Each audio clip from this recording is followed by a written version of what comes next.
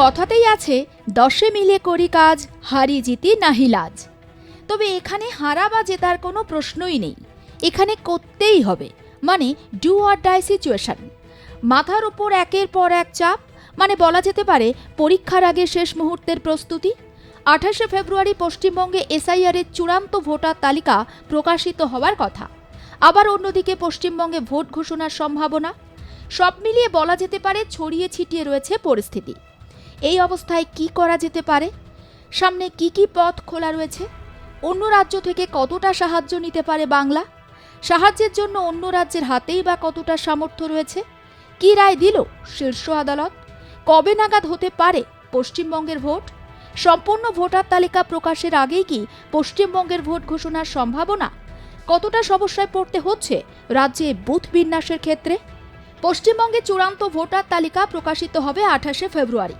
Logical discrepancy ও unmapped মিলিয়ে নির্বাচন commission প্রায় 1,52,00,000 ভোটারকে নোটিশ পাঠিয়েছিল, যার মধ্যে প্রায় 1,48,00,000 মানুষ নথি জমা দিয়েছেন, কিন্তু যার মধ্যে প্রায় 50 লক্ষ নথি এখনও যাচাই করা হয়নি। এমন পরিস্থিতিতে রবিবার দেশে প্রধান বিচারপতিকে চিঠি দেন কলকাতা হাইকোর্টের প্রধান বিচারপতি সুজয় পাল। তিনি চিঠিতে লেখেন, লজিক্যাল ডিসক্রিপেন্সি তথা আনম্যাপড ক্যাটেগরিতে সমস্যায় পড়া প্রায় 50 লক্ষ নাম নিষ্পত্তিতে কমপক্ষে 80 দিন সময় লাগবে। এই 80 দিনের হিসাবটাও পরিষ্কারভাবে বুঝিয়ে দেওয়া হয় সেই চিঠিতে। বলা হয়, এসআইআর এর কাজের মধ্যেই 250 জন জেলা বিচারক নিয়োগ করা হয়েছে। তারা এক একজন তথ্যগত অসঙ্গতি ও আনম্যাপডের তালিকায় থাকা 50 লক্ষ ভোটারের নথি খতিয়ে দেখার ক্ষেত্রে যদি রোজ 250টি করে ফাইল দেখেন, তাহলেও পুরো কাজ শেষ করতে 80 দিন সময় লেগে যাবে। এমন পরিস্থিতিতে শীর্ষ আদালত হাইকোর্টকে এক বিশেষ অধিকার দেয়। পুরো পরিস্থিতি বিবেচনা করে সিদ্ধান্ত নেওয়া হয়, সিনিয়র ও জুনিয়র ডিভিশনের দেওয়ানি বিচারকদের এসআইআর এর কাজে নিয়োগ করা যেতে পারে। তাদের অন্তত 3 বছরের অভিজ্ঞতা থাকতে হবে। তবে যদি দেখা গেল এখানেও সমস্যার সমাধান হলো না, তাহলেও অন্য পথ খুলে দেওয়া হলো কলকাতা হাইকোর্টের সামনে। সুপ্রিম কোর্ট চাইছে সময়ের মধ্যেই কাজ শেষ হোক, তাই আদালত জানিয়ে দিয়েছে এই কাজে ভিন রাজ্য থেকেও বিচারক নেওয়া যাবে। দুই প্রতিবেশী রাজ্য ওড়িশা ও ঝাড়খণ্ড থেকে বিচারকদের পশ্চিমবঙ্গের এসআইআর এর কাজে আনা যাবে বলে জানানো হয়। ওই দুই রাজ্যের হাইকোর্টের প্রধান বিচারপতিকে এই বিষয়ে সাহায্য করার জন্য অনুরোধ করা হয়। ওড়িশা এবং ঝাড়খণ্ড হাইকোর্টের প্রধান বিচারপতিদের সুপ্রিম কোর্ট অনুরোধ করে, কলকাতা হাইকোর্টের প্রধান বিচারপতির কোনো আবেদন এলে তা সহানুভূতির সঙ্গে ও জরুরি ভিত্তিতে বিবেচনা করতে হবে। কিন্তু অন্য রাজ্য থেকে যদি কোনো বিচারক আসেন, তাহলে ভাষাগত কোনো সমস্যা হতেই পারে, বাংলা ভাষা বুঝতে সমস্যা হতে পারে। তাহলে কিভাবে এই সাহায্য করা যাবে? ঠিক এই প্রশ্নই করেন রাজ্য সরকারের আইনজীবী কল্যাণ বন্দ্যোপাধ্যায়। বলেন, অন্য রাজ্য থেকে বিচারক এলে তারা বাংলা ভাষা বুঝতে পারবেন না। তবে প্রধান বিচারপতি জানিয়ে দেন, এই অবস্থায় তাদের কিছু করার নেই।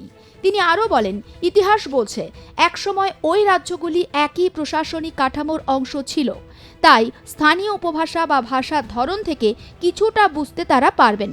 প্রধান বিচারপতি বলেন, যাচাই প্রক্রিয়া হবে নির্বাচন কমিশনের জারি করা বিজ্ঞপ্তি অনুযায়ী, মানে 14 ফেব্রুয়ারির আগে জমা পড়া নথি গ্রহণ করা হবে। যে অতিরিক্ত তালিকা প্রকাশিত হবে, তাও 28শে ফেব্রুয়ারি প্রকাশিত তালিকা হিসাবেই ধরা হবে। এসআইআর এর কাজ শেষ না হওয়ায় কত ভোটার বাদ এবং যুক্ত হলেন সেই হিসাব মিলছে না। রাজ্যে খসড়া তালিকা থেকে 58 লক্ষের বেশি নাম বাদ পড়েছিল, কিন্তু চূড়ান্ত তালিকা প্রকাশ হলেও এখনই ভোটারদের নাম বাদের হিসাব মিলবে না। এর ফলে সমস্যায় পড়তে হচ্ছে রাজ্যের বুথ বিন্যাসে। পশ্চিমবঙ্গে বুথের সংখ্যা 80,681। এসআইআর শুরুর আগে ভোটার অঙ্কে প্রায় 14,000 অতিরিক্ত বুথ তৈরির প্রয়োজনীয়তা ছিল। খসড়া তালিকায় 58 লক্ষের বেশি নাম বাদ যাওয়ায় নতুন করে বুথ বিন্যাসের কথাও জানিয়েছিল কমিশন। কমিশনের তরফে আগেই ঘোষণা করা হয়েছিল রাজ্যে বুথ বিন্যাস নিয়ে সিদ্ধান্ত নেওয়া হবে, কিন্তু ভোটার সংখ্যা স্থির না হওয়ায় বুথ বিন্যাস হবে না। তবে বহুতলের জন্য 60-70টি অতিরিক্ত বুথ যুক্ত হতে পারে। এর আগে কমিশন জানিয়েছিল 1200-র বেশি ভোটার থাকলে নতুন বুথ তৈরি করা হবে। এসআইআর এর কাজ শেষ না হওয়ায় কত ভোটার বাদ এবং যুক্ত হলেন সেই হিসাবটাও মিলছে না। এই অবস্থায় আগের বুথের হিসাবই থাকবে বলে জানিয়েছে কমিশন। 28 ফেব্রুয়ারি চূড়ান্ত ভোটার তালিকা প্রকাশ হওয়ার কথা। যদিও সুপ্রিম কোর্টের নির্দেশ অনুযায়ী 28 তারিখের পরেও ধাপে ধাপে তালিকা প্রকাশ করতে পারে কমিশন। পরবর্তীকালে সেগুলোকেও চূড়ান্ত তালিকা হিসাবে ধরা হবে।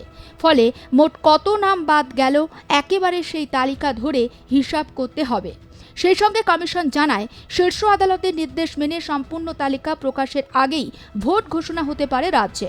সিইও দপ্তরের তরফে জানানো হয়, আসন্ন বিধানসভা ভোটের আগে নতুন করে বুথ বিন্যাসের পরিকল্পনা বাতিল করা হলো। 80,681টি বুথই থাকছে রাজ্যে। ভোটার তালিকায় বিশেষ নিবিড় সংশোধনের কাজ শেষ না হওয়ায় বুথ বিন্যাস করা হবে না বলে জানানো হয়। ব্যুরো রিপোর্ট, আর প্লাস নিউজ।